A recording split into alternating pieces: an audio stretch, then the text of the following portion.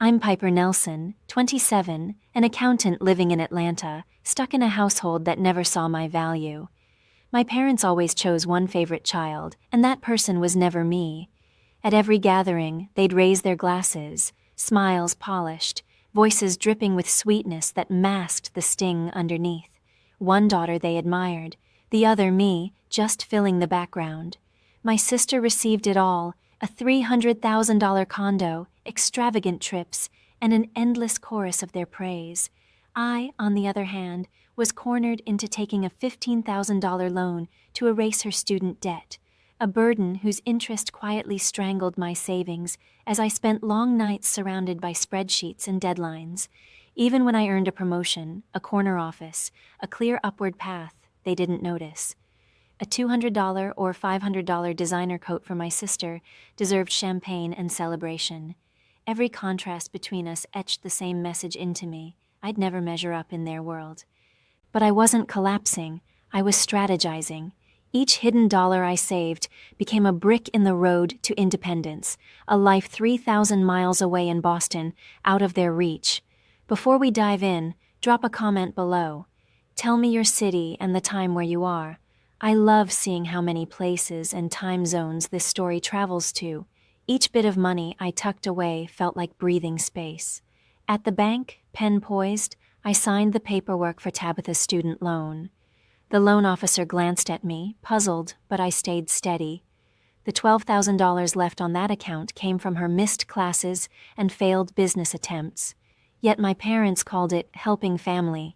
My own budget was already tight, my small apartment barely covered, and still I was the one expected to carry the weight of her choices. Each month, $450 vanished from my paycheck, a constant reminder of the debt that chained me to their expectations. I clenched my jaw, fully aware they'd never ask Tabitha to pay a cent back. At 30, she paraded through Atlanta's upscale boutiques, spending thousands on silk gowns and imported handbags as if money grew on admiration. Her newest splurge, a $3,000 pair of heels, gleamed across her social feed under the caption "Living My Best Life." Mom called her hardworking. Dad admired her ambition, as though my 60-hour weeks meant nothing at all. They'd gather at dinner, praising her lavish taste, while I sat quietly, my effort and discipline erased by their blindness.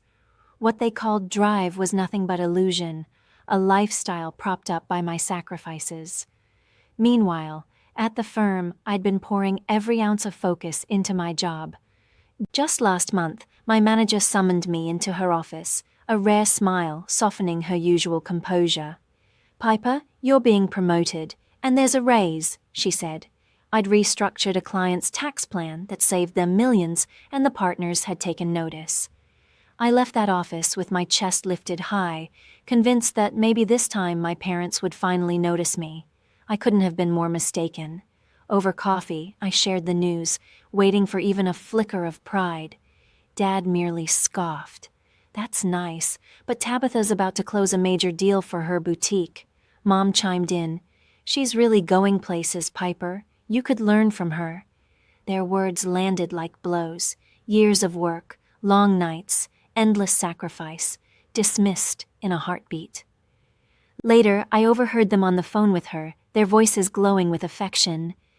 "You're doing amazing," Mom said. "We just need Piper to step up like you." Step up. The phrase echoed like an insult.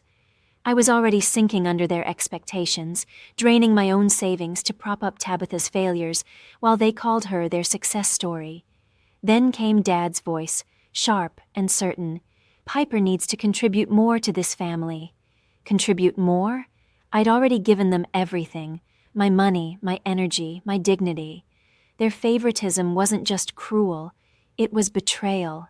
That night, I sat on my worn couch, staring at the loan documents bearing my signature, a symbol of how tightly they still held me. I wasn't going to be their safety net anymore. Opening my laptop, I started browsing jobs in Boston. The skyline photos on the listings looked like freedom itself. Firms were hiring senior accountants, salaries around $95,000, enough to afford a modest one-bedroom in Back Bay. I crunched the numbers. $2,800 for rent, $200 for utilities, $400 for insurance. Tight, but doable. I'd already been secretly saving $300 a month in an account they didn't know existed, small but sacred, untouched by their influence. I mapped out neighborhoods, Beacon Hill, South End, tracing the life I could finally claim as mine. Every resume I revised felt like an act of defiance. I tailored each line, my new title, the tax systems I'd improved, my calm under pressure. One listing caught my breath, a mid-sized Boston firm offering $95,000 a year, full benefits, and a direct track to partnership. I spent hours perfecting my cover letter, my hands trembling with resolve. This wasn't just another career move, it was my escape route. I could see it so clearly, a bright office, my name on the door, no more comparisons to Tabitha.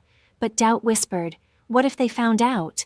Mom always had a sixth sense for my independence, her guilt-laced voice ready to pounce. Family comes first, Piper.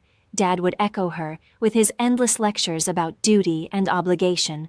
I shoved the thoughts away and focused on what mattered. The numbers, the distance, the promise of a life 3,000 miles from their reach. I totaled up the cost of leaving, about $1,500 for the moving truck and another $500 for deposits. My savings were building slowly, but I still needed more time and more cash, so I started trimming every expense I could, canceled subscriptions, skipped restaurant meals, even sold an old chair online for $50. Each tiny sacrifice felt like rebellion, one more stone in the wall I was stacking between their control and my freedom. Then Tabitha's latest post lit up my screen, her, champagne in hand at a rooftop bar, captioned, "Chasing Dreams." Mom's comment sat beneath it. So proud. I swiped it away, jaw tight. Her so-called dreams were still fueled by my sacrifices. But not for much longer. I reached out to a realtor in Boston. She sent me listings, tiny studios, modest but perfect for a restart. I tucked every email and link into a folder labeled taxes, just in case Mom ever poked around my laptop. My plan was finally solidifying. Not just escape, but transformation. Then the call came, a recruiter from the Boston firm. Her voice was confident, precise. "Your background really stands out, Piper. We're impressed with your tax results. For the first time in months, someone actually saw my worth." I ended the call trembling, exhilarated, and immediately transferred another $100 into my hidden account. Boston was no longer a faraway hope. It had a clock ticking beside it. Then came the night that changed everything. My parents' 35th anniversary party, a glittering showcase of Atlanta's finest. The house overflowed with family friends, old colleagues, people who'd known us for decades. I arrived in a simple black dress, understated but elegant. It didn't matter. The attention orbited around Tabitha, dazzling in her sequined gown, her laughter rising above the chatter like a performance.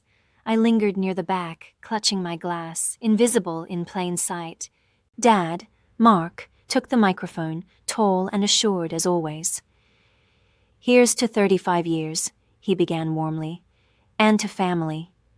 Mom, Barbara, smiled beside him, her expression polished, her eyes scanning the crowd. Then his tone shifted. "Some kids make you proud," he said, pausing to glance toward Tabitha. "Others just take up space." The room erupted in uneasy laughter. Tabitha's lips curled into a satisfied smirk, her eyes meeting mine, glittering with triumph. The air felt heavy, everyone's gaze cutting into me like heat. I could have swallowed it like before, buried the humiliation, stayed quiet, but not this time. I placed my glass down, the clink sharp enough to silence a few nearby conversations. "Good thing I've already got my own place," I said, my voice steady and clear. 3,000 miles away. The words sliced through the room. "From now on," I continued, "the rent, the bills, the insurance, all of it's yours." The chatter died instantly. Dad's hand froze mid-toast, his jaw tightening. The power in the room shifted, for once in my direction. Barbara's smile froze, her hand instinctively rising to her necklace. Tabitha's smug expression flickered, her eyes narrowing into slits. I didn't wait to see the rest. My heels clicked against the floor as I turned, each step away from that table loosening years of invisible chains. The rush that followed was pure freedom, a feeling I hadn't tasted in so long. Behind me, the murmurs began, first a whisper, then a rising tide. "Did she just say?" One guest gasped. "They finally pushed her too far," another murmured, voice low but edged with truth. Snippets reached me as I crossed the room. Ungrateful, cruel, she's right. The air itself seemed to tremble, polite masks slipping as judgment turned toward them instead of me. I brushed past a cousin whose eyes were wide with disbelief and an old family friend who suddenly couldn't meet my gaze. They'd all seen it, the favoritism, the cruelty, the years I'd swallowed in silence. At the edge of the room, I stopped just long enough to breathe, my chest lifting. For once, I wasn't the one shrinking to fit. "Piper, get back here," Mark's voice cracked behind me, the authority in it slipping. Too late. I'd already said everything that needed to be said. Barbara's chair scraped loudly as she stood, my name hissing from her lips. I didn't turn around. Tabitha, for once, had no comeback. Her silence said it all. I was done carrying their weight, their debts, their pity, their disappointment. None of it was mine anymore. Around me, the whispers grew sharper, pity mingling with anger. "How could they say that to her?" a woman whispered. "She's been supporting them," another replied, her tone cutting. I caught sight of an older couple shaking their heads, their champagne untouched. My parents' flawless celebration was crumbling, their reputation cracking right there in front of their cherished audience. I didn't need to look back to know their perfect facade had shattered. My words had done what years of silence never could, exposed them. Outside, the night air was cool against my face. My breathing steadied. The noise, the judgment, their control, it all fell away. I hadn't just left a party. I'd left their grip entirely. They'd mocked me one too many times, and now I'd turned their spotlight into my own stage. The laughter behind me faded as I stepped into the dark, already halfway to Boston in my mind. A week later, betrayal arrived through my phone. Tabitha's post appeared, her words poisonous beneath a smiling photo. "Some people think they're better than family," she wrote, "selfish, ungrateful, tearing us apart." She twisted the truth into a pity story, painting me as the heartless daughter who abandoned her parents in shame. The comments rolled in fast, friends calling me cold, disloyal, a disgrace to the Nelson name. I stared at the falsehoods, hands shaking. She warped my stand into her storyline, and people bought it. I wanted to clap back and list the years she lived off me, but I held my tongue. Her bait was obvious, and I refused to bite. The next morning, an envelope slid under my door. Mom's careful script covered the page. "Piper, your actions at the party were unacceptable," it began. "You owe us an apology to keep this family together." The letter was guilt-packaged as concern, full of phrases like family harmony and your duty. No mention of her own cruelty, or Dad's, or how they mocked me before a roomful of guests. I folded it, jaw tight, and dropped it in a drawer. I wasn't apologizing. Not now, not ever. I needed a voice of reason. I met Clara, a coworker, at a cafe that afternoon and unloaded everything. The party, Tabitha's post, Mom's letter. Clara listened, steady and silent. When I finished, she said, "You did the right thing. They're trying to control you. Don't let them." Her words anchored me to my decision. She reminded me of my backbone, my plan, my value. "Boston's waiting," she added, warm and sure. "You're bigger than their drama." I nodded, resolve locking in. Her support was the nudge I needed to keep moving. That evening, my phone buzzed again. Rose, my cousin, texted, "Heard you're moving to Boston. What's the deal?" The tone felt probing, not friendly. She skipped the party and the post, asking about my plans with a faint edge. "Big move. You sure about this?" I answered vaguely. "Just need a change." She didn't press, and I didn't expect her to. She wasn't with me. She was observing. Meanwhile, Tabitha's post kept snowballing, her followers piling on.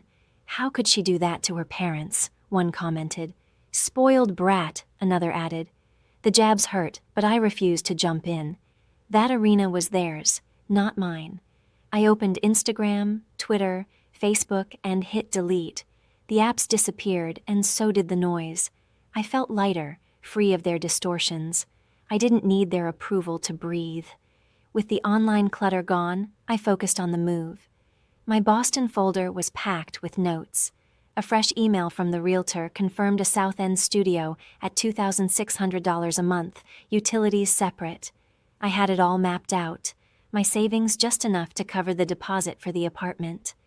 The Boston firm had scheduled a second interview, this time in person. I booked a round-trip flight for $250 and began listing my furniture. My couch sold for $100, the TV for $75. Each sale felt like progress, each one a step closer to severing the ties.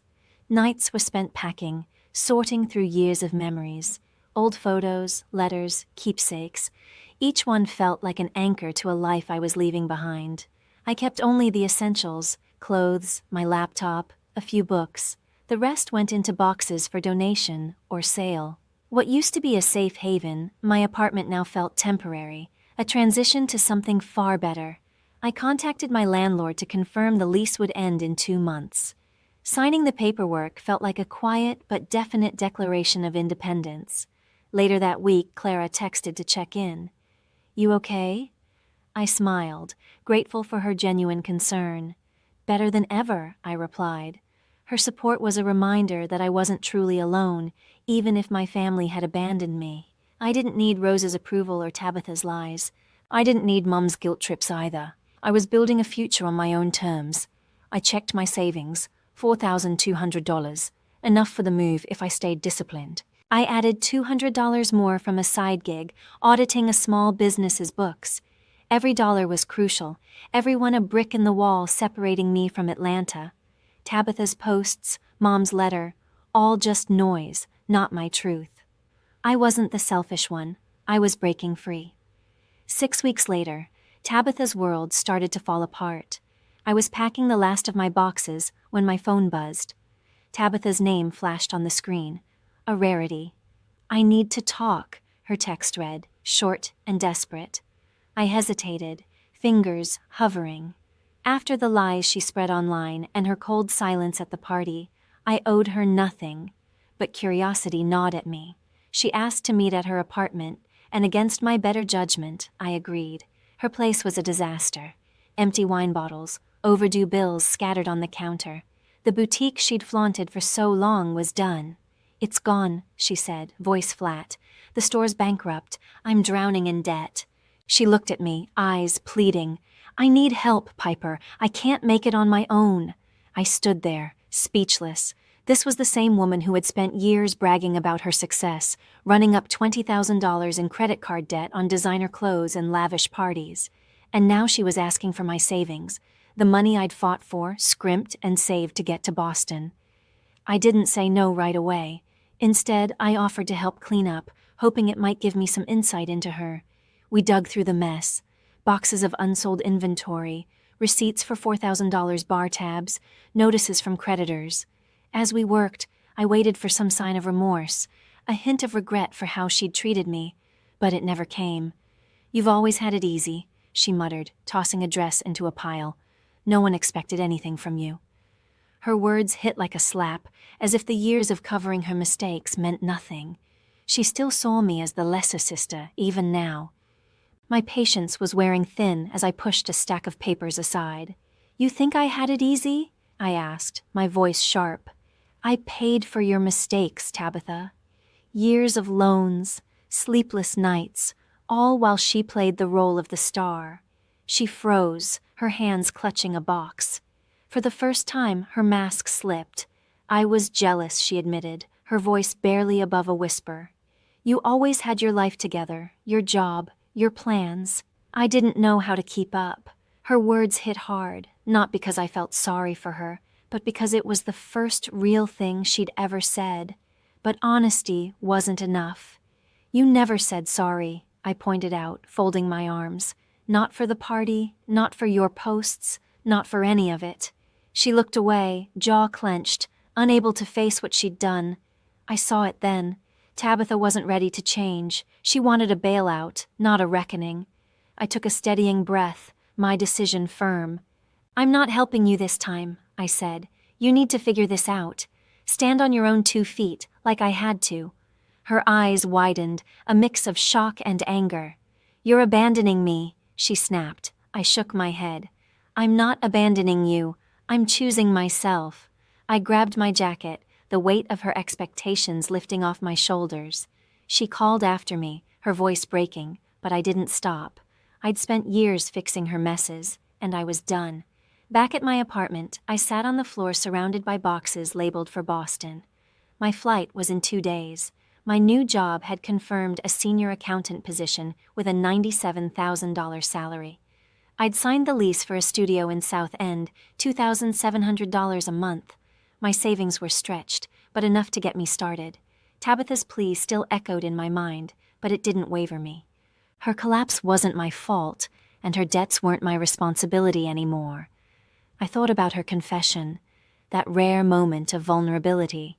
It didn't change who she was, someone who'd mocked me, leaned on me, then blamed me, but it gave me clarity. I wasn't escaping from Tabitha, or Mom, or Dad. I was moving toward something better, a life where my value came from me alone. Boston wasn't just a destination. It was freedom, a place to build something untouched by their shadows. 2 months after that disastrous party, their panic began to show. As I sorted through emails, one from Dad appeared with a blunt subject line, "Your actions." His message was cold, full of accusations about loyalty and family honor. "You walked out on us," he wrote, embarrassing our name in front of everyone. Not a single mention of his own cruelty that night, of how he'd called me a burden. Instead, he demanded I apologize, as though standing up for myself was a crime. I read it once, felt my stomach twist, and then deleted it. His guilt could no longer touch me. A few days later came a knock at the door. Mom stood there, pale and trembling. "Piper, we need to fix this," she said, her voice cracking. "Come back, please. We can heal as a family." Her words sounded tender, but they carried the same old manipulation. There was no remorse for their mockery or years of favoritism, just fear of losing control. I steadied myself, one hand on the doorframe. "There's nothing to fix," I said quietly. "I'm done carrying your expectations." She gasped, stepping back, but I closed the door. Her tears came too late. That same week, real change arrived. An email from the Boston firm glowed on my screen, a confirmed offer. Senior accountant, $98,000 a year, full benefits, and a signing bonus. My pulse raced. This was it, the doorway to the life I'd fought for.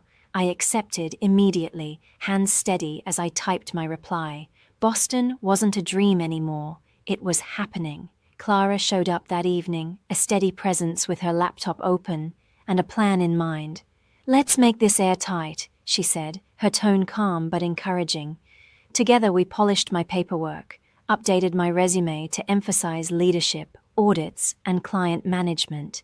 We sketched out my relocation timeline, one-way flight next week, $280, movers booked for $1,200. Her confidence steadied me. "You're going to thrive up there," she said with a smile. I smiled back, grateful for her faith. Then I looked around my half-empty apartment, the place that had seen all my struggle and endurance. I sold the dining table for $150, the bed frame for $200. Each transaction felt like cutting one more thread to my old life. The Boston fund hit $5,000. I listed the last few things, a lamp for $40, a rug for $80, and watched as buyers came and went, their payments stacking in my account. When I met my landlord to finalize the lease termination, he glanced at the papers and said, almost admiringly, "You're really doing this?" I handed him the keys and smiled. "Yes," I said, "I really am." "I've been ready for this for a long time," I told Clara when she stopped by again, coffee in one hand and a detailed checklist in the other. Together, we mapped out everything. The first week in Boston, moving into my apartment, setting up utilities, reporting for orientation at the firm. She helped me plan a budget for the first month. $2,900 for rent and bills, $500 for groceries and transport. Every figure was precise, every contingency covered. "Don't let them drag you back," she warned, her tone firm. I promised I wouldn't. Their chaos, Dad's harsh email, Mom's pleading visit, already felt distant, like echoes from a story I'd stopped believing in. I sealed my final box, just clothes and essentials. My laptop, holding my offer letter and lease agreement, had become my most valuable possession. The rest, old books, kitchenware, went to donation bins. 2 suitcases would be enough. This wasn't just relocation. It was release. Every item I left behind lightened me. Their guilt, their scorn, all background noise now. The night before my flight, I walked through the empty apartment one last time. Bare walls, no memories I wanted to keep. Relief replaced nostalgia. After years of bending under their expectations, I was finally stepping out from their shadow. Clara texted, "You ready for tomorrow?" "Better than ready," I replied. Her faith in me made it all feel real. The next morning, I boarded my flight, 2 suitcases tucked away, savings secure. Boston waited 3,000 miles ahead, a city where I'd define success on my own terms. Mom and Dad could cling to their version of family. I was building one built on self-respect, not sacrifice. As the plane rose, Atlanta shrank into distance. I wasn't running anymore. I was finally arriving. When I unlocked the door to my Boston studio, the keys jingled like an anthem. The place was small, bare walls, one window overlooking South End's brick streets, but it was wholly mine. The first day at the firm came fast. Introductions, desk setup, diving into new accounts. The $98,000 salary wasn't just money.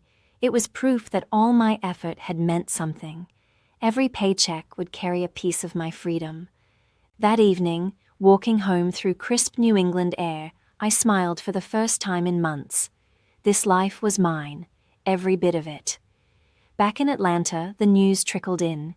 Tabitha had sold her condo, her prized symbol of success, to pay her debts. She was back under Mom and Dad's roof, her designer wardrobe traded for borrowed space. The boutique's collapse was the talk of the city, her name now paired with gossip and ruin. I didn't feel triumphant, just free.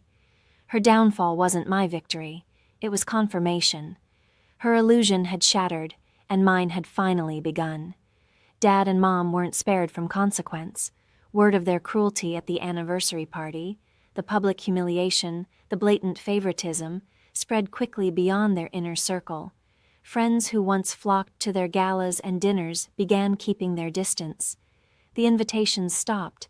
Their carefully crafted reputation, polished over decades of charm and manipulation, started to decay. Through a mutual acquaintance, I learned that Dad's business partners were questioning his reliability, while whispers followed Mom at her charity board meetings. Talk of bias, unfair treatment, arrogance. The image they'd built on control and perfection was collapsing under the weight of their own truth. One evening, my phone lit up with Mom's name. Her voice trembled, begging me to come back, to help restore the family. It was the same tired plea wrapped in guilt. I listened for a few seconds, calm and detached, then hung up and blocked her number. Dad's too. Their voices no longer had a claim on me. I'd already given them everything.